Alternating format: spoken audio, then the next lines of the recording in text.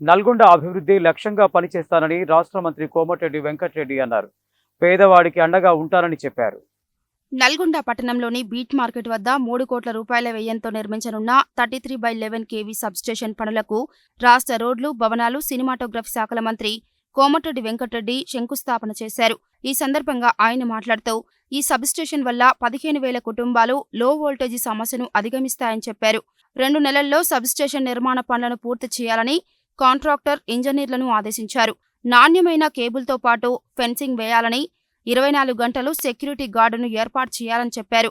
హైదరాబాద్ తర్వాత ఆ స్థాయిలో నల్గొండ జిల్లాను అభివృద్ధి చేస్తామని తెలిపారు. 2004లోనే నల్గొండలో అండర్ గ్రౌండ్ డ్రైనేజీ, సీసీ రోడ్లు వేశామని, నుడాలో నూతనంగా కలిపిన గ్రామాలకు సాగునీటి కోసం 200 కోట్లు కేటాయించామని తెలిపారు. 90 కోట్లతో నీలగిరి సాంస్కృతిక నిలయాన్ని నిర్మిస్తున్నామని, భూమి ఇస్తే మరో సబ్స్టేషన్ నిర్మాణాన్ని చేపడతామని చెప్పారు. టీ హబ్తో పాటు కలెక్టరేట్ వద్ద మరో స్కిల్ డెవలప్మెంట్ సెంటర్ను కడుతున్నామని చెప్పారు. రాబోయే రోజుల్లో ఇబ్బందులు లేకుండా మరో 3 సబ్స్టేషన్లకు ప్రణాళికలు సిద్ధం చేయాలని విద్యుత్ శాఖ అధికారులను ఆదేశించారు. అలాగే పట్టణానికి అవసరమైన ట్రాన్స్ఫార్మర్లను ఇస్తామని చెప్పారు. నల్గొండ పట్టణంలో తాగునీటి సమస్యను అధిగమించేందుకు 10 MLD వాటర్ ట్యాంకు నిర్మాణానికి 30 కోట్లు మంజూరు చేస్తున్నట్లు ప్రకటించారు. 700 కోట్లతో ఔటర్ రింగ్ రోడ్డు నిర్మిస్తున్నామని, ఎవరికి నష్టం చేయమని, మార్కెట్ ధర కన్నా ఎక్కువ నష్టపరిహారం ఇస్తామని తెలిపారు. SLBC సెంటర్ వద్ద అన్ని వసతులతో మల్టీపర్పస్ హాస్టల్ను కట్టనున్నామని తెలిపారు. ప్రభుత్వ ఆస్తులను కాపాడాలని ప్రభుత్వాధికారులకు ఆదేశించారు. ప్రభుత్వ స్థలంలో అక్రమంగా ఎలాంటి నిర్మాణాలు చేపట్టినా తీసివేయాలని ఆదేశించారు. నల్గొండ టౌన్ను మోడల్గా తీర్చిదిద్దుతామని చెప్పారు. సబ్స్టేషన్లన్నీ 6 నెలల్లో పూర్తి చేసి లో వోల్టేజీ సమస్యను నియమించాలని ఆదేశించారు.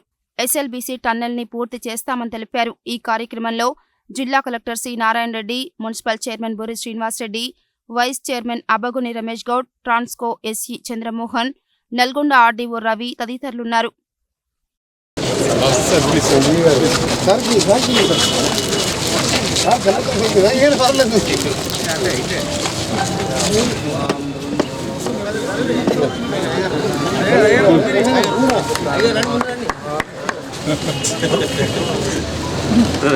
జరగండి, కొంచెం జరగండి.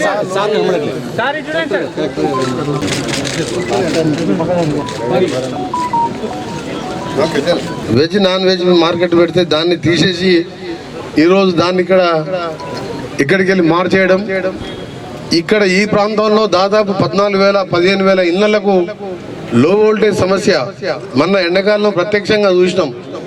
ఈరోజు పెరుగుతున్న వ్యాపార కార్యక్రమాలు కానీ, ఇళ్లలో ఏసీలు పెట్టుకోవడం కానీ, ఇంకా లోడ్ పెరగడంతో మన ఇబ్బంది అని తెలియగానే 3 కోట్లతో బీట్ మార్కెట్లో సబ్స్టేషన్ స్టార్ట్ చేసుకున్నాం. టెండర్ కూడా పూర్తయింది. ఇవాళ పనులు మొదలు పెడుతున్నాం. నేను SC గారికి ఒకటే చెప్తున్నా, కాంట్రాక్టర్తో ప్రతిరోజు పరిశీలి చేసుకుంటూ డైలీ ప్రోగ్రెస్ చూసుకోవాలి. గతంలో నేను 2005లో ఎమ్మెల్యే ఉన్నప్పుడు, కాంగ్రెస్ ప్రభుత్వం ఉన్నప్పుడు నర్సింగ్పట్ల పద్దూరులో సబ్స్టేషన్ కట్టిస్తే 45 రోజుల్లో సబ్స్టేషన్ ఛార్జ్ చేసి ఆంధ్రప్రదేశ్లో రికార్డు సృష్టించినాం. ఆ విధంగా దీన్ని 2 monthsలోనే పూర్తి చేయాలి. మంచి జాగ్రత్తగా కేబుల్స్ కూడా నాణ్యతమైన కేబుల్స్తో పాటు చుట్టుపక్కల ఫెన్సింగ్ కూడా జాగ్రత్తగా చేయాలి. ఇది హౌసింగ్ ఏరియా. ఇక్కడ పిల్లలు కానీ ఎవరు కానీ దగ్గర రాకుండా దీనికి మీరు సెక్యూరిటీ గార్డ్ పెట్టడం, 24 hours ఫెన్సింగ్ బాగా చేయడం, కాంపౌండ్ వాల్ హైట్ లేబర్తో మనం ఏదైతే అప్పుడు 5 కోట్లతోని ప్రకాశం బజార్ ఇండోర్ సబ్స్టేషన్ కట్టినాం. 5 కోట్లతోని అది కూడా 2-3 monthsలో పూర్తి చేసినాం. 2 షాపింగ్ కాంప్లెక్స్ మధ్యలో కట్టినాం. ఒక్క ఇన్సిడెంట్ కాకుండా ఇప్పటికి కూడా ఆ రోజు జాగ్రత్తగా ఫెన్సింగ్ చేయించాను దగ్గర ఉండి.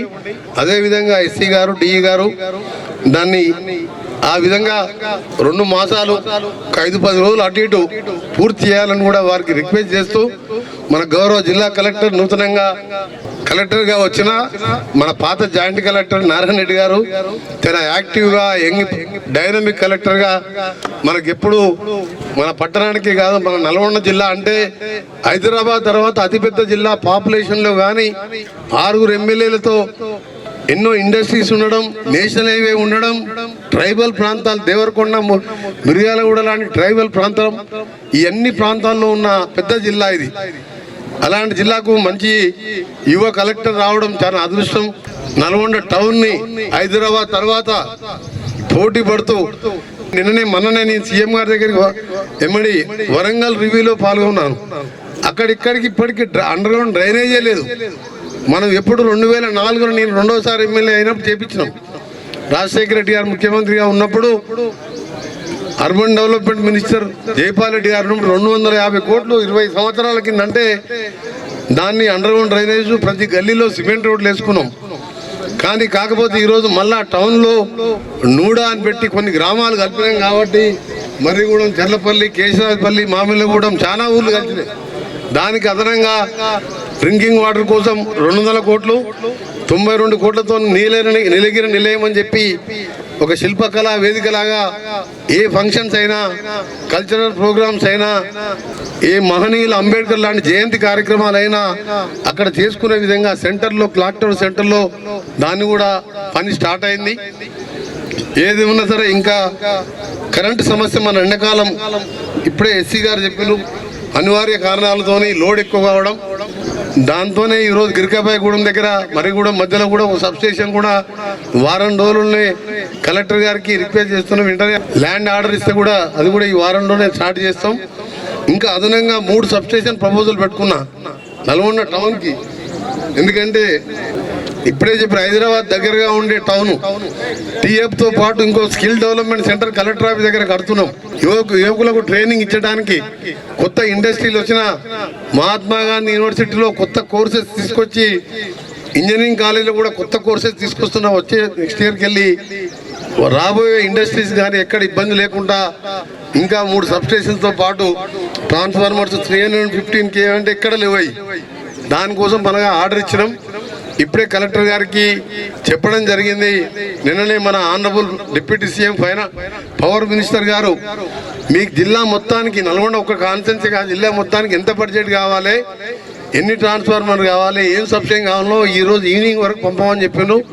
కలెక్టర్ గారికి చెప్పాను. అది కూడా పంపినట్టయితే వారం 10 రోజులు అది కూడా శాంక్షన్ చేయించుకొని ఎక్కడ కూడా కరెంటు ఇబ్బంది లేకుండా చేయడం, నల్గొండ టౌన్ని డ్రైనేజ్లో కానీ డ్రింకింగ్ వాటర్లో కానీ అదనంగా మరొక 30 కోట్లతోని ఇంకో కొత్త ఎమ్మెల్డీ మిషన్ భగీరథ నీళ్ళు సరిపోకుండా అదనంగా ఉండాలని దాన్ని కూడా వారం 10 రోజుల్లోనే శాంక్షన్ చేయించుకుంటున్నాం.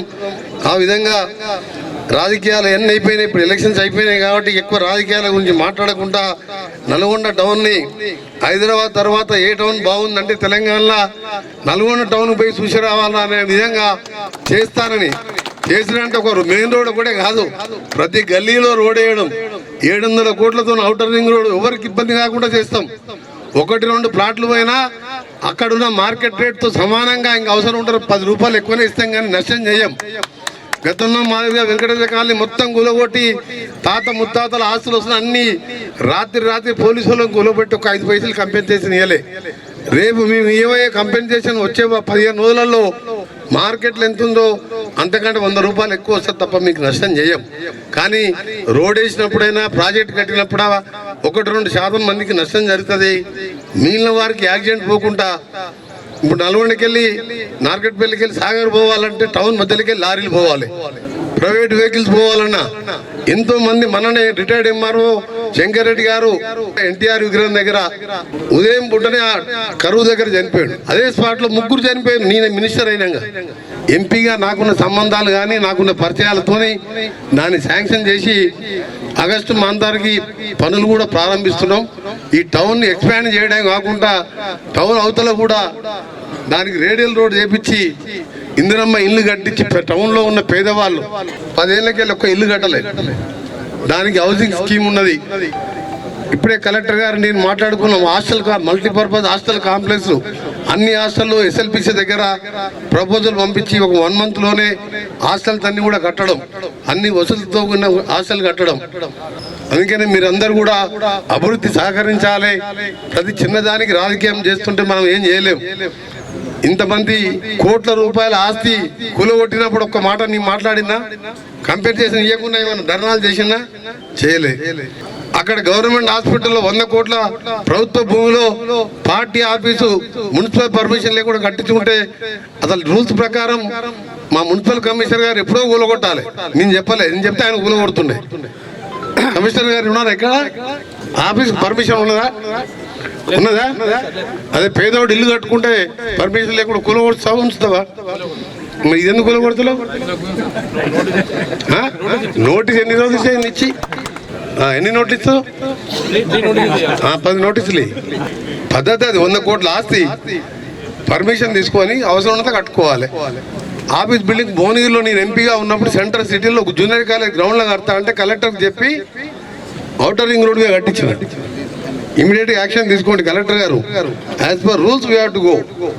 ఇదంతా ఎందుకు చెప్తున్నంటే ప్రభుత్వ ఆస్తిని కాపాడుకోవడం, ప్రజల ఆస్తులను కబ్జాలు చేస్తే రౌడీజం చేస్తే రౌడీజం బంద్, అభివృద్ధి లక్ష్యంగా పనిచేస్తా. పేదవాడు వస్తే నా సొంతంగా నా దగ్గరగా నా పిల్లల్లాగా వాళ్ళని చదివించుకుంటూ పేదవాళ్ళకి అండగా ఉండడం, నల్గొండ టౌన్ ని మోడల్గా చేయడం నా లక్ష్యం. కాబట్టి మీ అందరికి కూడా మళ్ళీ చెప్తున్నా, ఇక్కడ ఉన్న టీవీల ఆధారంగా ఎక్కడ బైపాస్ రోడ్ వచ్చినా ప్రజల కోసం వచ్చిందే తప్ప నా కోసం కాదు, ఎవరి ఆస్తులు కాదు. నాకు 5 గజాల భూమి లేదు. నేను చెప్తున్నా 30 ఏళ్ళకి ఒకటే ఇంట్లో కిరాయికుంటాం. అభివృద్ధి లక్ష్యంగా పనిచేసుకుందాం, అందరం కలుద్దాం, పేదవారికి అండగా ఉందాం. నల్గొండ టౌన్ ని ఇలా మంచి కలెక్టర్ గారు పనిచేసే కలెక్టర్ 24 గంటలు కలెక్టర్ గారు అందుబాటులో ఉండే కలెక్టర్ వచ్చిండు. తప్పకుండా డెవలప్ చేసుకుందాం. ఈ సబ్ స్టేషన్స్ అన్ని కూడా చేసి ఒక 6 నెలల్లో 1 నిమిషం కూడా కలెక్టర్ పోకుండా ఎస్సీ గారు 2-3 లైన్లకి వెళ్ళి మన ఫీడర్స్కి వెళ్ళి మీరు కనెక్షన్ ఇవ్వండి. ఒక దగ్గర ట్రిప్ అయితే ఇంకో ఫీడర్తో ఎమ్మడే యాడ్ కావాలి. ఎట్టి పరిస్థితుల్లో నల్గొండ టౌన్లో ఒక కంటి రెప్ప కొట్టే వరకు కూడా కరెంటు పోకుండా తీసుకోవాల్సిన బాధ్యత మీది. ఎంత బడ్జెట్ కాకుండా ఇప్పించే బాధ్యత నాది. కాబట్టి ఇవన్నీ కూడా సాయంత్రం వరకు ప్రపోజల్ తయారు చేసి బడ్జెట్ ఇవ్వాలని తెలియజేసుకుంటూ కలెక్టర్ గారికి మీ అందరు కూడా మరొకసారి శుభాకాంక్షలు.